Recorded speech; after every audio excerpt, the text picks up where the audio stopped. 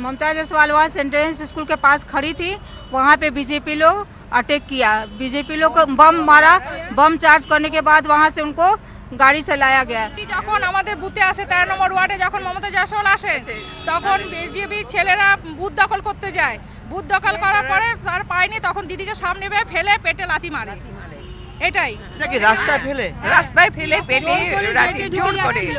জোর করে গেটে ঢুকছিল, দিদি গিয়ে দাঁড়িয়েছে, দিদিকে ফেলে তখন পেটে লাথি মারে গৌতম চৌধুরী। মহিলা সমিতির তরফ থেকে আমরা এখানে আমরা এলাকায় আছি, ভোট দিতে যাচ্ছিলাম, দেখে এইরকম ঘটনা।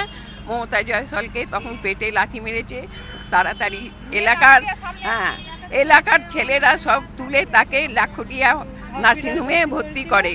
তো ওখানে আরো বেশি বাড়াবাড়ি বলে হাওড়া কে মারলো আপনি দেখেছেন? গৌতম চৌধুরী। যখন সেন্টেনারি স্কুলে এসেছিল তখন মমতা জয়সওয়ালের গাড়ির উদ্দেশ্য করে বোম ছোড়া হয়েছিল, উনি একটুখানির জন্য বেঁচে গেছেন। বিজেপি কর্মীরা হামলা করেছে, খুব জোরই করেছে হামলা। বুথ দখল করতে এসেছিল, তখন মমতা জয়সওয়াল গিয়ে বুথকে আটকায়,